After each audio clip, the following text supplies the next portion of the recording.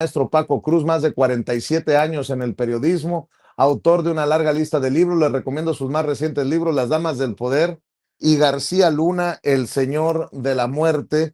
Además de los libros de referencia, más de 10 años publicados, pero siguen más vigentes que nunca, como Tierra Narca y La Guerra que nos ocultan. También va llegando el maestro Jaime Hernández, décadas como corresponsal mexicano en el extranjero, como corresponsal de guerra, fundador y conductor de su espacio en YouTube, No Apto para Cínicos. Hay que apoyarlo de 1 a 3. Tiempo de la Ciudad de México, con los likes, con las suscripciones y sobre todo con los superchats. Y al maestro Paco Cruz hay que verlo. Ayer me tocó ver su charla cruzada, muy interesante siempre, a las 5 de la tarde, ¿no? Tiempo de la Ciudad de México, Paco, ¿es a las 5? 5 de la tarde, Vicente, 5 de la tarde en punto, videocharla Bueno, cruzada. muy bien. Buenos días, mi querido Paco. Vamos con el saque de todos los días con usted, maestro. Ya después iremos con el maestro Jaime Hernández, al que le ladró Batusay, puntual a las 6:30 de la mañana. Mi querido Paco, arrancamos contigo. Vicente, buenos días. Mira qué bueno que llegó Jaime, porque él seguramente podrá comentarlo como yo. De pronto los comunicadores se hicieron noticia.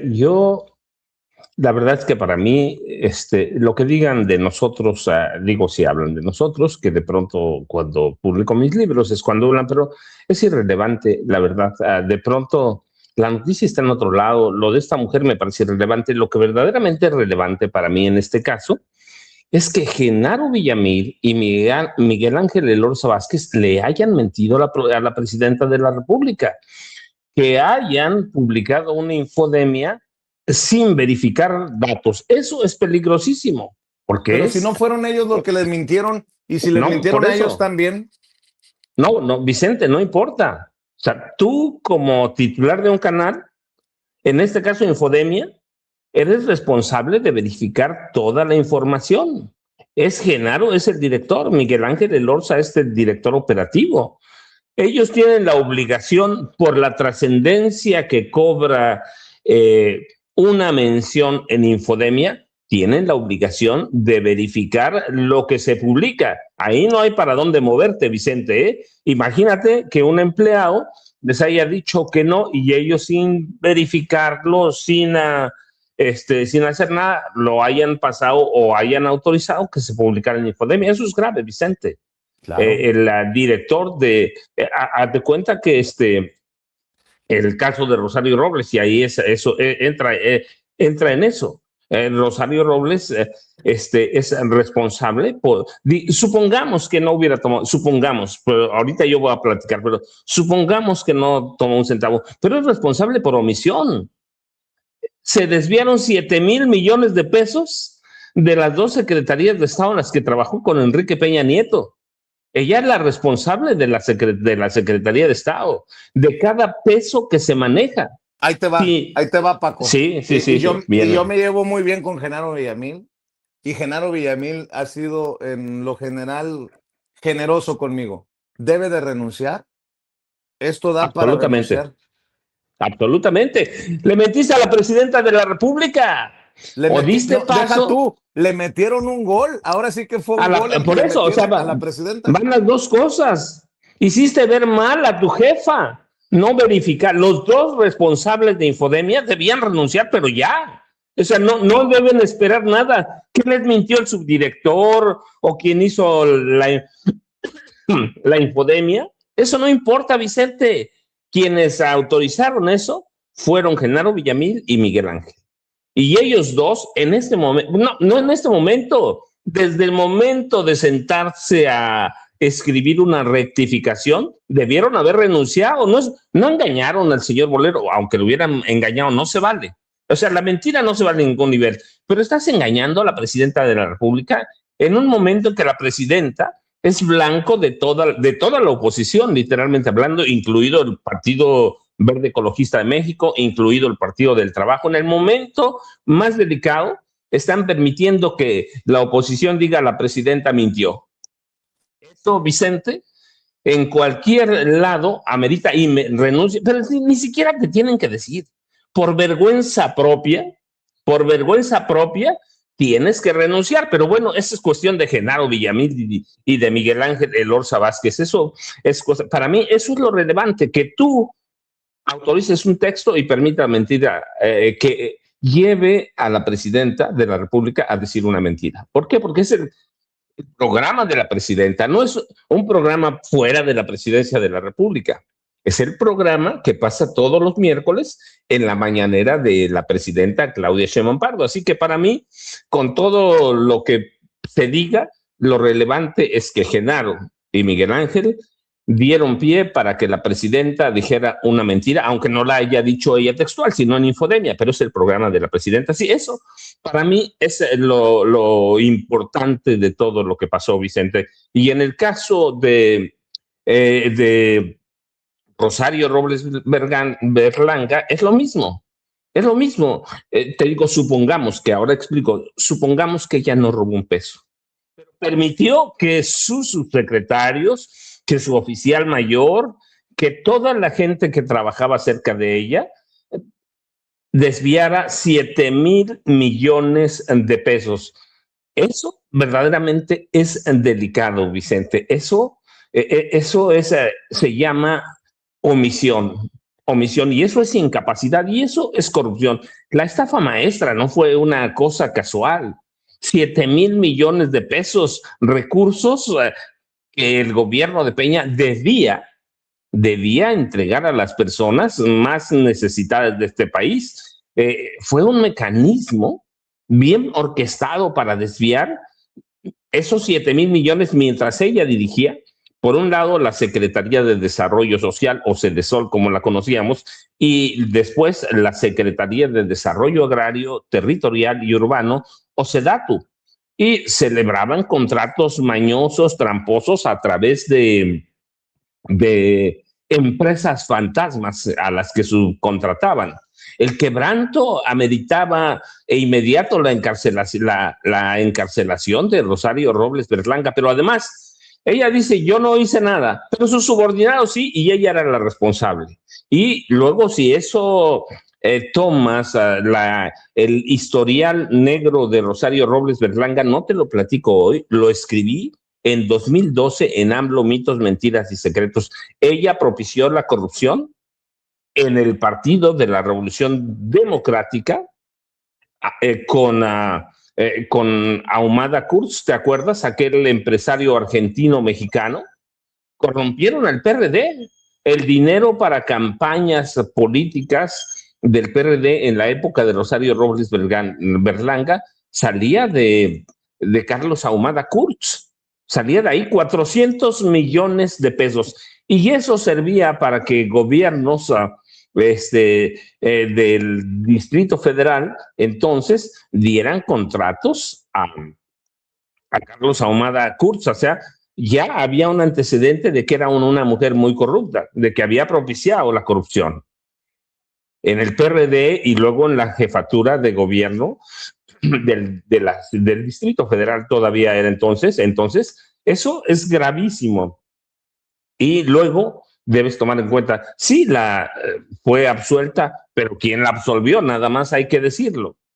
El Poder Judicial, que encabezaba nada más y nada menos que Norma Lucía Piña Hernández, que era la ministra presidenta de la Suprema Corte de Justicia de la Nación, o la vieja, como quieran, hoy ministra en retiro, y el Poder Judicial que controlaba la misma Norma Lucía Piña Hernández. O sea, hay tramas muy siniestras ahí, y hoy la rescata Alejandro Moreno Cárdenas, ese PRI tan corrupto de Enrique Peña Nieto. Así que en todos los casos hay que tener cuidado. Vicente, es el mismo, para mí representa lo mismo Rosario Robles Berlanga que Genaro Villamil. Lo mismito. Y Miguel Ángel Elorza Vázquez, lo mismito, por omisión. Si no lo revisaron, es omisión.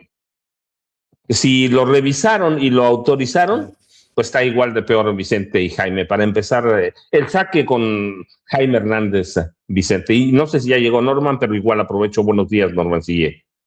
Fíjate, estoy pensando que decías en la gravedad de esto de Infodemia. ¿Cuántos meses, si no es que años, tenemos advirtiendo Paco, Jaime aquí?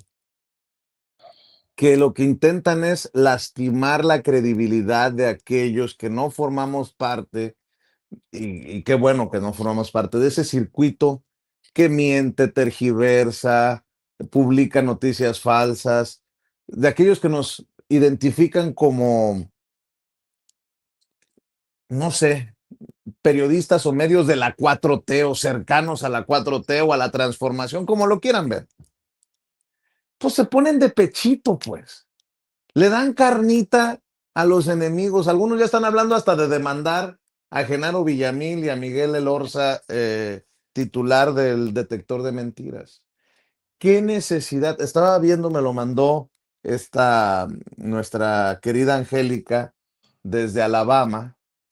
Me mandó para que veas, me dice, cómo le están dando duro hasta a Manuel Pedrero en ADN 40, porque dijo esto de la mujer en la ventana es mentira, porque de un primer momento, pues dices, Infodemia ya lo desmintió, ya se dijo que era, y se tiraron personajes como Manuel Pedrero a defender, y hoy son la comidilla de estos que en efecto quieren golpear la credibilidad de los que estamos de este lado.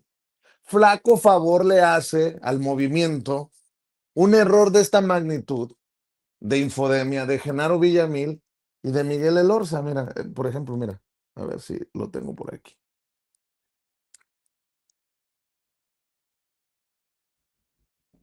Vieron mujeres. Este doctor escribió: si usted cree que hubieron mujeres tomando el sol en las ventanas de Palacio Nacional, vive engañado. ¡Ja! En ridículo quedó usted con semejante publicación que hoy fue desmentida. Desde el propio Palacio Nacional se aseguró que sí hubo piernas atoleándose en una de sus ventanas. El 22 de marzo usted, Manuel Pedrero, se llenó los dedos de mentiras. Escribió en redes sociales y hasta en mayúsculas que la oposición usa inteligencia artificial porque se les acabó la orgánica. Oiga, pues usted ni una ni la otra. Quedó payaso, igual que su colega cuatrotero Genaro Villamil, que también habló de manipulación de imágenes, mentiras y delirios. ¿Delirios? Don Villamil ya no desvaríe, como el penoso y lamentable. Pues qué penoso y lamentable que pongan en esta situación a la presidenta de tener que desmentir o confirmar una noticia que no es ni siquiera noticia. En fin, mi querido Jaime, A usted ver, dice, maestro. yo digo que yo entiendo que Infodemia, como bien dice el maestro Paco, tiene la obligación de ser más estricta, más meticulosa, en tanto que se considera que es es la principal herramienta de fact-checking o de compulsación, corroboración de las noticias verdaderas o falsas. Yo lo entiendo y creo que tendría que ser Miguel Ángel Elorza más cuidadoso a la hora de hacer su trabajo, lo mismo que Genaro Villamil. Y es lamentable que haya ocurrido esto porque a partir de ahora, incluso lo que desmienta Infodemia va a ser tomada con un grano de sal, con cierto grado de descreimiento. Y es lamentable que la gente de Infodemia se haya metido este autogol, ¿no? Que daña, insisto, la credibilidad del principal compulsor de las noticias fake, de las fake o las verdaderas. Dicho esto, yo creo que también hay que tener en cuenta que si comparamos este tropiezo de Infodemia con la avalancha, el tsunami continuo de mentiras que lanza la oposición, pues yo creo que sí se merece el coscorrón, pero también hay que tener en cuenta que es realmente una continua batalla, es casi una batalla, la batalla de Sísifo, ¿no? Que es Es una batalla sin intermisión contra esta gente que miente, y lo vemos estas campañas desde distintos frentes, y todo con un interés, el de disputar el poder, el de arrebatar presupuestos, el de mantener viva la antigua cultura de la partidocracia, la cuota de los grandes medios de comunicación, la defensa de los intereses creados. Y yo creo que también esto debería demostrar que al mejor cazador se le va la liebre. ¿Quién no ha cometido un error? Yo, el primero. Pero, claro, de mí no depende la credibilidad de la 4T. Yo creo que tiene que haber una revisión, y quizá la gente de Infodemia tendría que adoptar la vieja cultura que de la que venimos quizá el maestro Francisco y yo, que había un viejo dicho entre los periodistas de antes que decía: ¿te mentaron la madre? Sí, bueno, ve a checar, checa porque no vaya a ser que sea mentira, ¿eh? Ve a checar si en realidad alguien te mentó la madre. Hasta eso se tenía que checar. Yo he dicho muchas veces que estando en por ejemplo, yo cuando estuve mucho tiempo en Washington cubriendo lo que es el Departamento de Justicia, la Casa Blanca, el Pentágono, y ahí no puedes tener margen de error o de equivocación. ¿Por qué? Porque si cometes un error, te echa la bronca el Departamento de Estado, la Embajada de Estados Unidos en México, en fin. Entonces tienes que ser muy cuidadoso, checar, doble checar, tres veces checar. Incluso cuando un colega en el que tú confías mucho te dice: oye, ha pasado esto, incluso cuando ese colega es profesional y le crees, tú tienes que checar por tu propio medio. No hay otra, no hay otra. Es a la antigüita. Y es preferible tardarse, es preferible eh, no publicar hasta estar completamente seguro, porque ayer mismo la presidenta decía que en primera instancia le dijeron que no había tal, pero después de investigar, le dijeron que sí, efectivamente, y tuvo que amonestar a la funcionaria que se asoleó las piernas. Entonces, Es que fíjate, Jaime, ¿quién publica esto? Van Pipe, que sí, trabaja con Latinus, sí. con Loret de Mola. Es, pues, definitivamente una red flag, una banderita roja por el medio y por el personaje, ¿no?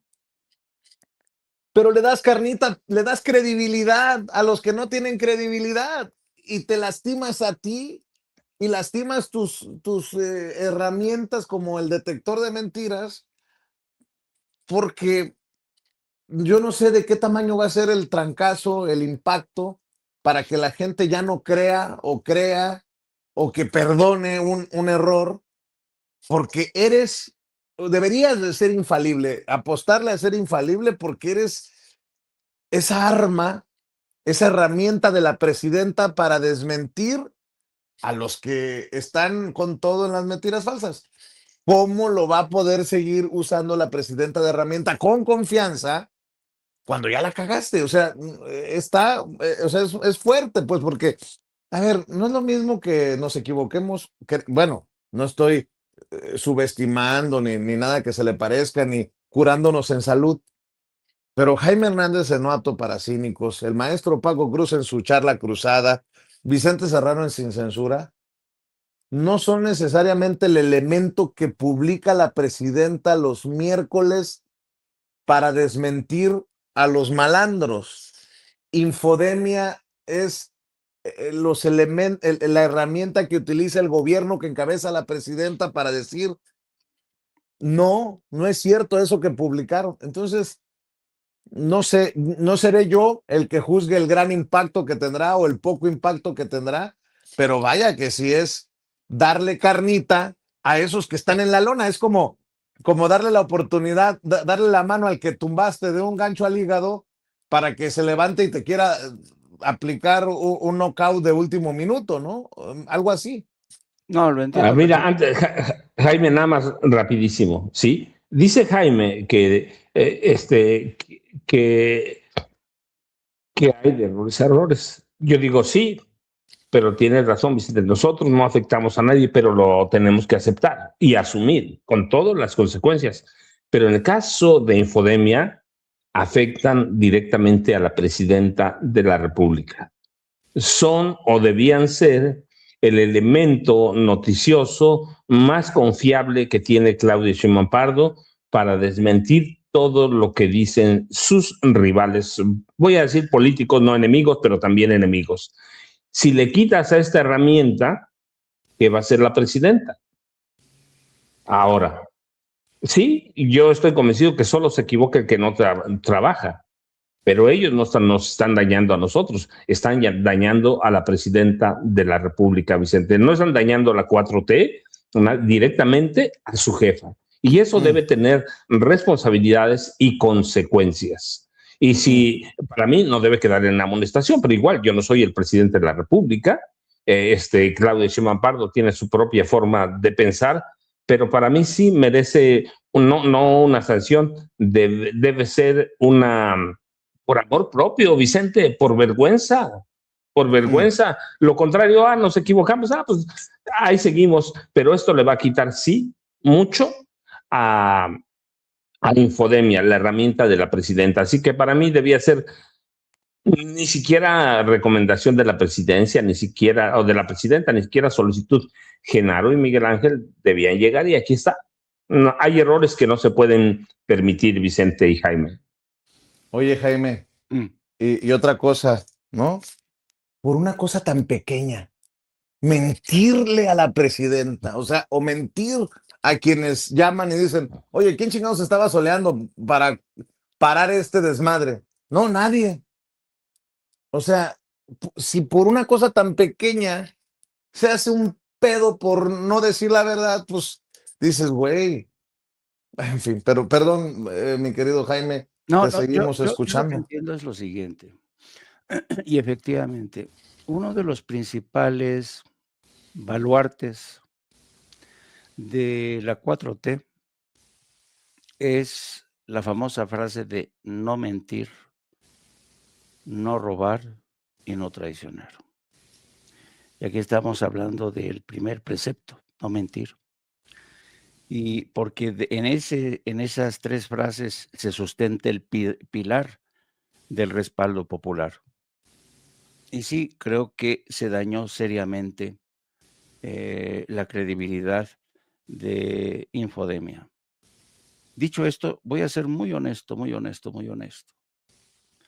Me resulta chocante, me resulta muy desagradable ver el festín que se están dando los medios de comunicación corporativos por este error, sí, error garrafal.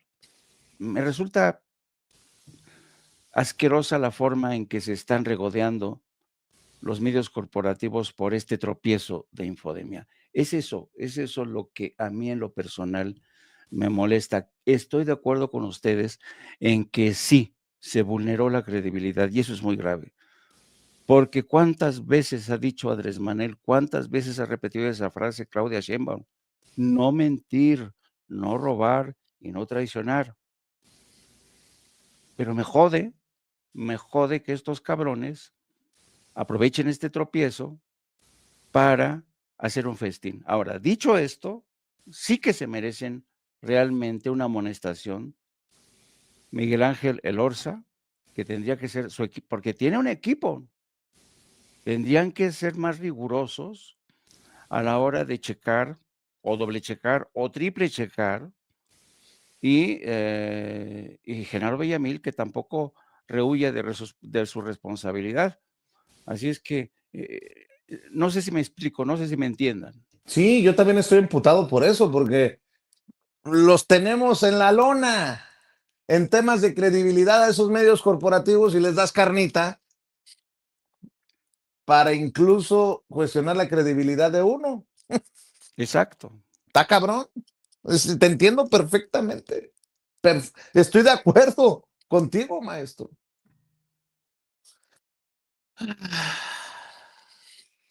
Le damos a las noticias.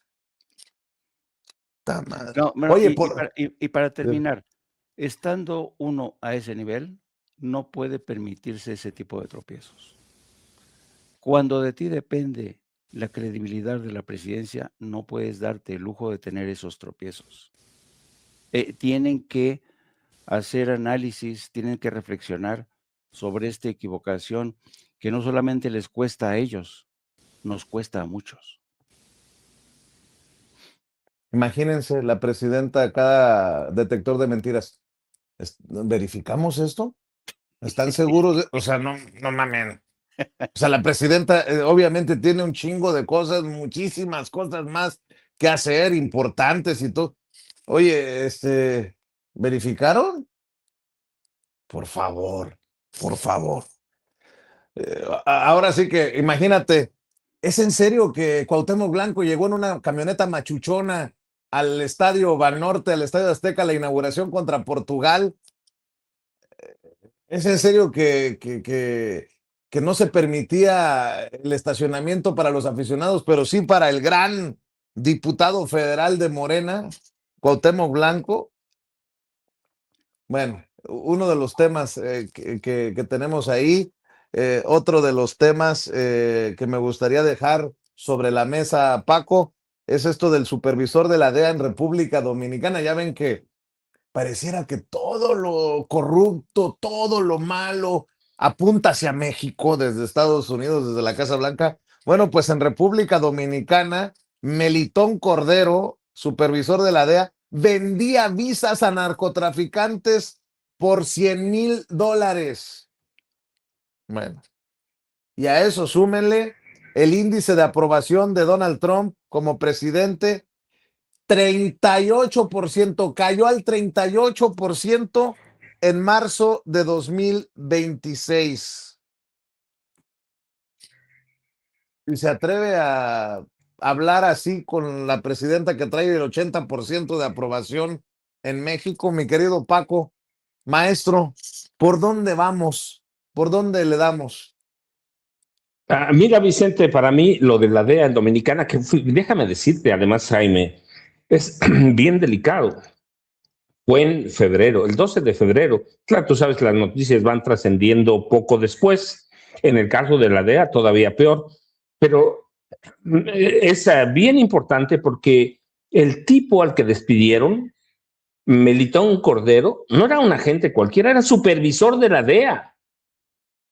Supervisor, y por lo menos tienen 1,000 visas perdidas, todas entregadas a narcotraficantes. Todas. Imagínate, multiplica 100,000 por 1,000. Nada más. Ahora, lo que se me hace relevante es que aquí hemos hablado en su momento de la corrupción de la DEA en México. Por ejemplo, yo recuerdo que en su momento, aquí lo expuse, que en 2021, aunque nos enteramos después, porque se lo llevaron en secreto, nos enteramos en 2022, a mediados finales de 2022, la DEA se llevó a Nicolás Palmeri, que era el director regional de la Agencia para México y Centroamérica, e incluía a Canadá. Nicolás Palmeri y un grupo de agentes que tenían que ver todos con México fueron despedidos porque prestaban colaboración con los capos a través de sus abogados. Recibían, incluida la esposa de Nicolás Palmeri, chayos en especie de los grandes capos. Y ahora nos enteramos de el despido, el cese, pero además fue inmediato, de Melitón Cordero, que era supervisor de la DEA en Santo Domingo, la capital de República Dominicana. Es tan grave este despido que la embajada de Estados Unidos en Dominicana cerró de inmediato la oficina de la DEA en Santo Domingo, que operaba dentro de la embajada. Este tipo coordinaba investigaciones, intercambiaba inteligencia, trabajo intergerencial o interagencias con sus pares dominicanos y todas las agencias de inteligencia de Estados Unidos. Su papel lo situaba, lo mismo que a Nicolás Palmieri, aquí en México, en el centro de operaciones muy sensibles, desde la cooperación con las fiscalías hasta la coordinación con todas las agencias federales. Así que tenemos, cuando la gente habla que la DEA venga, que haga trabajo, la DEA, yo lo dije en su momento, aquí lo dije, Vicente, es un nido de corrupción. Ahí está, los casos ciertamente van a decir, es uno nada más. No, hombre, tienes a Nicolás Palmieri. Yo recuerdo que agentes que estaban bajo las órdenes de Nicolás Palmieri, uno recibió en Colombia, por ejemplo, $1 millón, pero Nicolás Palmieri tenía su base aquí en México. Hay mal manejo de fondos, hay corrupción. Los agentes de la DEA son eso para que veamos por qué Andrés Manuel López Obrador, como presidente de la República, no confiaba en la DEA. Y nosotros lo hemos dicho aquí, históricamente la DEA es un vehículo para controlar el narcotráfico, para administrarlo, para operarlo, no para combatir, no para luchar, y para que Estados Unidos tenga el control de los dineros del narcotráfico. Mira, porque además tenemos que ir, tú recuerdas los 80, el escándalo Irán-Contras, ¿sí? Antes de eso, había un gran narcotraficante cubano-estadounidense, Alberto Sicilia Falcón, que operaba en México para la CIA, no para la DEA, pero para la CIA. La CIA controlaba el contrabando de drogas en México hacia Estados Unidos y controlaba el tráfico de armas de Estados Unidos hacia Centroamérica. Y Sicilia Falcón, que tenía, por cierto, credencial firmada en plata por el secretario de Gobernación, Mario Moya Palencia, operaba desde aquí con un hondureño que se llamaba, no sé si ya se murió, Ramón Mata Ballesteros. O sea, tenías a la CIA controlando el tráfico de armas, y luego de eso viene el tema Irán-Contras. Recuerdan que tuvo que renunciar que al teniente coronel Oliver, ¿no? O sea, la CIA y la DEA históricamente, nada más haciendo un recuento de memoria, han controlado el tráfico de armas y drogas. O sea, no es el tema ahora de un agente de la DEA en República Dominicana. No solo es el caso de Nicolás Palmieri aquí en México y en todo el resto de América Latina. Tenemos casos históricos como el de Sicilia Falcón, Ramón Mata Ballesteros, que operaban para la CIA, operando en México. Sicilia Falcón era famosísimo porque trabajaba prácticamente, mientras la esposa del presidente Luis Echeverría Álvarez controlaba una parte del narcotráfico, Sicilia Falcón controlaba la otra. Recuerdan que lo detuvieron después, y la primera gran fuga en túneles desde Lecumberri la protagoniza Sicilia Falcón. Así que ahí tienen más o menos la DEA y la CIA son el aparato de Estados Unidos para controlar el tráfico de drogas. Yo entiendo que no son todos, pero es lo mismo que decimos aquí en México. No son todos, pero es la gravedad de este caso al que le puedes seguir historias y vas a encontrar siempre a la CIA y a la DEA controlando el tráfico de drogas y el tráfico de armas. Así que hoy el papel de este supervisor de la DEA, Melitón Cordero, debe poner sobre la mesa todo el papel que juegan la DEA y la CIA en América Latina. Vicente, sé que está bajo investigación en el FBI porque es un asunto interno de Estados Unidos, pero ese es lo que nos muestra Melitón Cordero, es el caso, es cómo opera la DEA y cómo opera la CIA en el contrabando de drogas y de armas, Vicente y Jaime. Así es, mi querido Paco. Ya llegó también Norman Pearl. Maestro, buenos días. Ya iremos contigo para escuchar tus comentarios, tus opiniones. Pero a ver, Jaime, fíjate, hay una imagen que le está dando la vuelta al mundo y es de Donald Trump bailando en un evento oficial y en donde J.D. Vance, la esposa de Trump, la esposa del vicepresidente, le aplauden míralo. ¿Qué es esto? Y se ríen y le hacen el juego ¿qué es esto? Donald Trump, el presidente de Estados Unidos, Alan Milei, ¿no? Pero vean, hasta con la espada y vean las caras de los elementos de las Fuerzas Armadas de Estados Unidos. En momentos en que se informa que trae el 38% de aprobación Donald Trump, la desaprobación oscila entre el 56 y el 62%, y lo que circula de él es esto. Y por cierto, las declaraciones de Caroline Levitt, su vocera, diciendo que mataron al liderazgo iraní, a los que han matado porque no se podía negociar con ellos. Que a toda madre. O sea, una admisión de asesinato porque no había forma de ponerse de acuerdo con el liderazgo iraní. ¿Y qué hicieron? Los matamos. No, pues, mi querido Jaime, ilumínanos, maestro.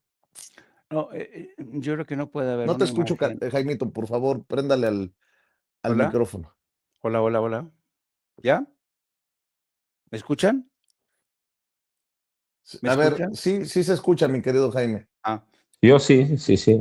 les decía que no puede haber imagen más grotesca que la de este payaso de Donald Trump, tratando de hacerse gracioso mientras envía a todo mientras arrastra a Estados Unidos y a gran parte del mundo hacia el precipicio. De verdad, qué grotesca imagen de este idiota. Mientras mueren civiles, decenas de civiles en Irán, en Israel, mientras se incendia Oriente Medio. Esto habla realmente de la desconexión tan absoluta, tan brutal de este criminal que decidió lanzarse a la guerra sin tener todas consigo. Y hoy que resulta que este payaso está perdiendo la guerra. Y no lo digo yo, lo dicen los más importantes analistas, reconocen la gente del Pentágono que las cosas no están yendo muy bien. El precio del petróleo, el tipo Brent, ayer se disparaba hasta los $116.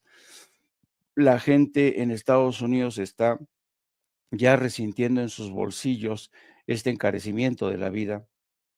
Y lo cierto es que todo lo que era la vieja alianza, bastante conveniente por otro lado de las petromonarquías con Estados Unidos, ha saltado por los aires.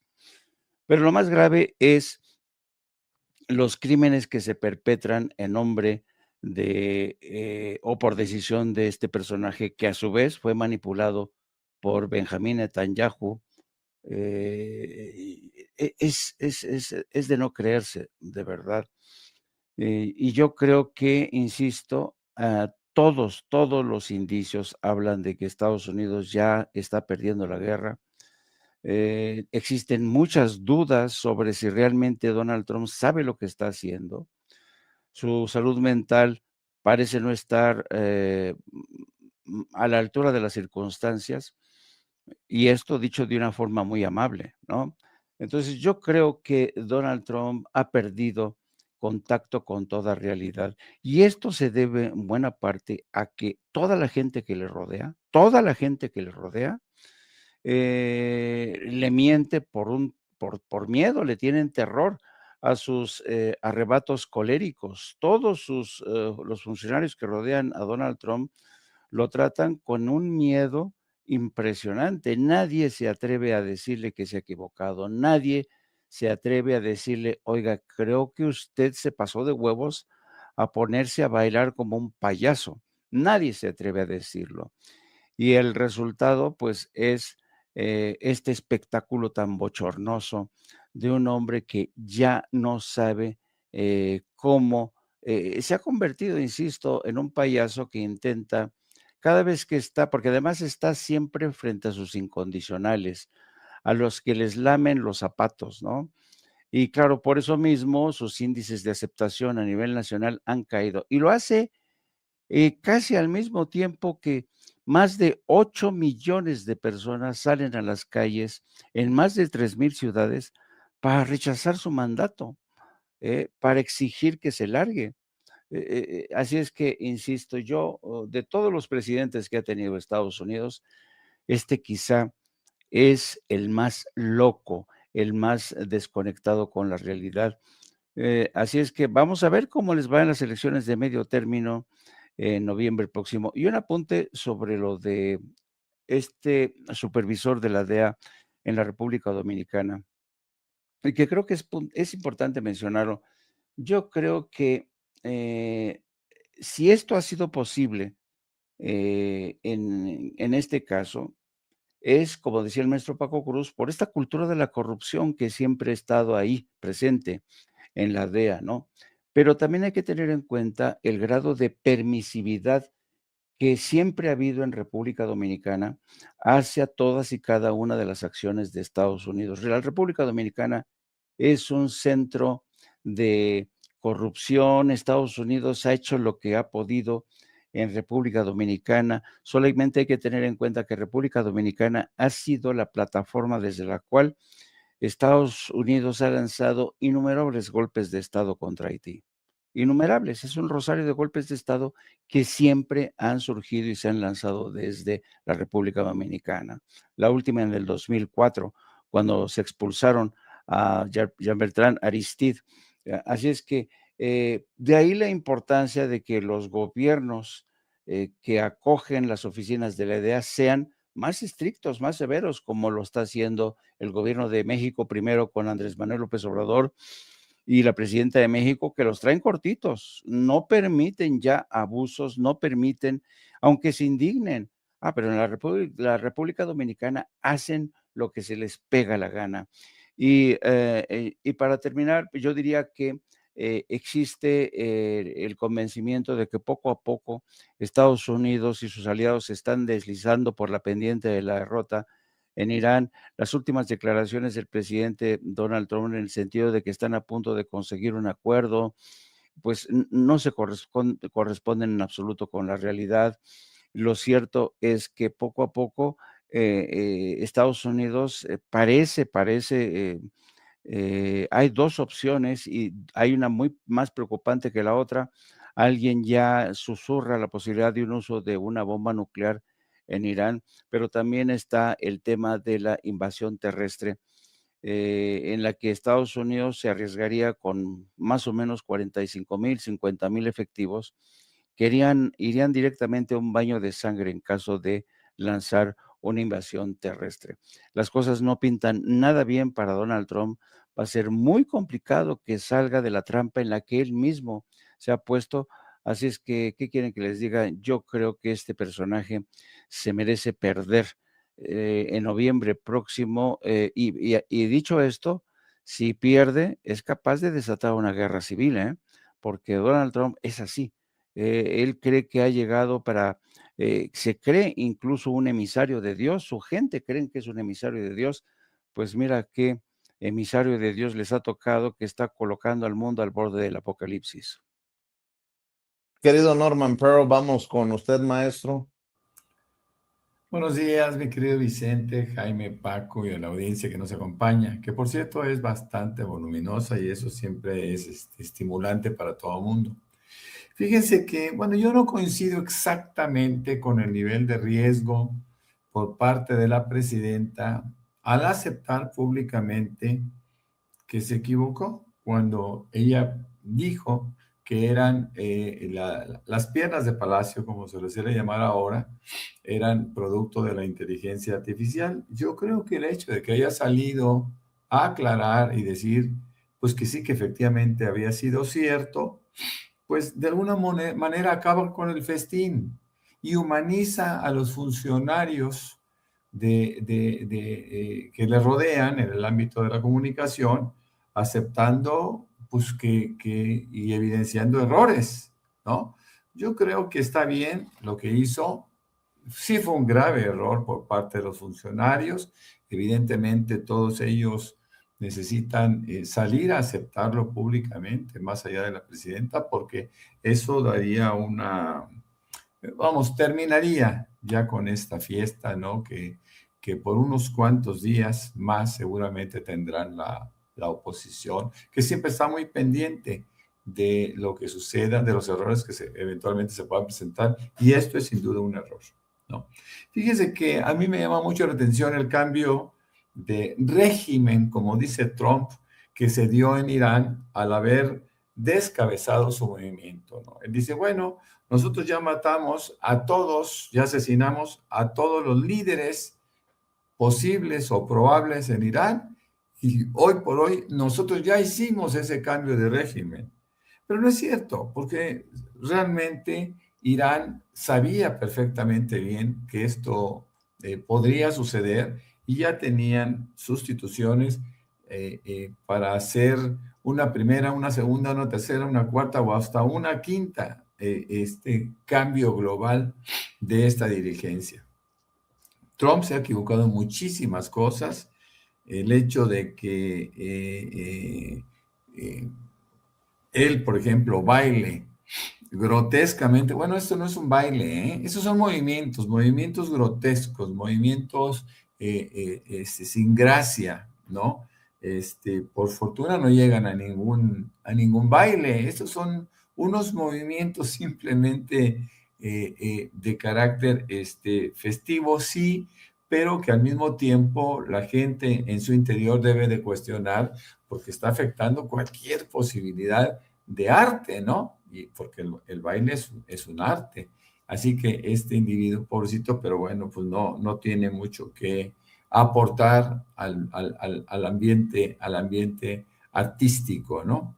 Fíjense que también es importante, muy importante hablar. Ayer hicimos un pequeño esbozo de lo que estaba pasando en términos de nepotismo probable tanto en Guerrero, en San Luis Potosí y Zacatecas. Todas las encuestas de Morena y la oposición tienen como favorito a Félix Salgado Macedonio. Yo lo decía ayer. Es indiferente, y hay que decirlo con objetividad, si va por Morena o si va por el PT y el Verde que ya se están apuntando para poderlo llevar en sus filas.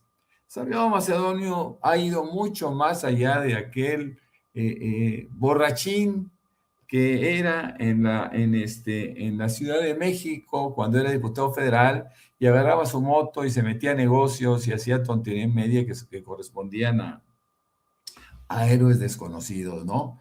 Salgado Macedonio tiene, por alguna razón, una fuerte popularidad en Guerrero y sería difícil, yo diría que imposible que alguien le pudiera competir. Él lo sabe y lo sabe muy bien, pero quiero llamar la atención diciéndoles que ahorita él tiene 69 años y sería muy difícil que esperara hasta los 75 para postularse como candidato a gobernador, porque podrían pasar muchas cosas, entre ellas perder su enorme popularidad. No es el caso del hermano menor de los Monreal en Zacatecas, porque ahí, aunque ciertamente también el PT y el Verde están esperando que lo rechacen como candidato a la gobernatura de Zacatecas, pues ellos no tienen aparentemente la fuerza suficiente para poderlo sacar adelante. Ahí se podría colar la oposición. Y eso es una de las cosas que se tienen que ver con lupa, ¿no? No hay que olvidar que el gobernador actual, por lo menos así lo ha dicho, él tiene como candidato a su excuñada, Verónica Díaz, que muchos piensan que esto representa un acto de nepotismo, pero no lo es. La ley que va a iniciar en 2030, cuestionando, condenando el nepotismo y no aceptando candidatos, ni siquiera en 2030 considera nepotismo a un excuñado. Así que eventualmente Verónica Díaz podría ser candidata por parte de Morena, yo creo que no anda tan perdido el gobernador cuando decide que esta posibilidad existe. Y ahora, en el caso de Nuevo León, que es un tema interesante, considerando también el tamaño y la importancia de ese estado, es un estado muy, muy grande en términos de capacidad de producción, en términos de negocios, en términos de industria. Bueno, pues ahí ciertamente es Morena quien va liderando de una forma abierta, absoluta, la elección posible en Nuevo León. Estaba yo viendo una encuesta reciente de SRC, y aquí establece que Morena tendría el 32.5% de los votos del pueblo neolonés.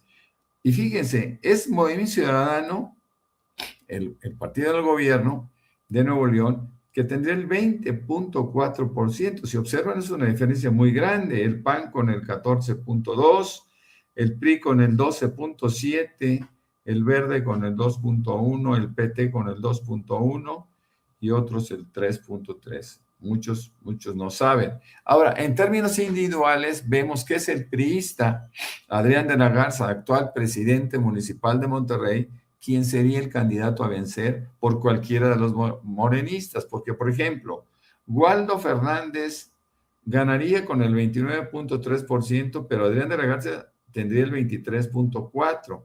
Tatiana Cloutier, mi candidata, ella tendría el 25.1% y Adrián de la Garza 21.9%. Como se dan cuenta, o como se podrán dar cuenta, Morena con cualquier candidato eventualmente ganaría. Y hay muchos candidatos que en Morena se podrían apuntar. Está, por ejemplo, Andrés Mijes, Judith Díaz, Manuel Guerra, y fíjense nada más, todavía se atreve a postularse Clara Luz Flores. Así que bueno, pues hay que ver qué es lo que sucede con los candidatos. Sabemos que va a ser en junio, Morena va a adelantar en junio las candidaturas y nosotros ya podremos ir viendo, eso será el 22 de junio, cuando se elijan los coordinadores de IGAMA, pero que en la práctica serán los candidatos de Morena a los 17 estados que estarán en juego, mis queridos maestros. Así es, también hay que decir que aparece en la primera plana de algunos de los principales diarios o de circulación nacional en nuestro país lo ocurrido ayer en conferencia de prensa en el Consulado General de México en Los Ángeles, y es que México llevará la muerte de 14 paisanos en custodia del ICE ante la Comisión Interamericana de Derechos Humanos. México ha informado que será ante la Corte Interamericana de Derechos Humanos que presente los casos de los paisanos que han muerto en centros de detención y operativos de ICE. Así lo dijo la presidenta, y estas son las palabras de la esposa del más reciente fallecido en el centro de detención de Adelanto, como lo hemos estado denunciando, Adelanto, y lo hemos hecho por meses, si no es que por años, aquí en Sin Censura. Adelanto es una verdadera bomba de tiempo. Ese centro de detención es una bomba de tiempo. Y muchos dicen, ¿por qué insistes con el tema? Porque hay estas situaciones, porque tristemente ha tenido que llegar a esto, la muerte de paisanos, para que tenga todos los reflectores la situación de nuestros hermanos migrantes detenidos en centros de detención como el de Adelanto. Esto es parte de lo que ocurrió en la conferencia de prensa allá en el Consulado General de México en Los Ángeles. Buenas tardes. Primero quiero darle las gracias al Consulado Mexicano que nos han dado apoyo y de que nos hemos dado cuenta de que no estamos solos y que queremos que mi esposo tenga justicia porque él no merecía morir así. Él era un hombre muy trabajador y muy responsable y no me ha dejado nada más el dolor a mí, dejó dolor en mis hijos y en su madre y en sus hermanos. Gracias. Muchas gracias, cónsul. Si me permite, creo que también los hijos querían decir unas palabras. Sí. Yeah, can you come for a moment? Gracias, señora. ¿El nombre de la señora cuál es? Antonia. Tobar.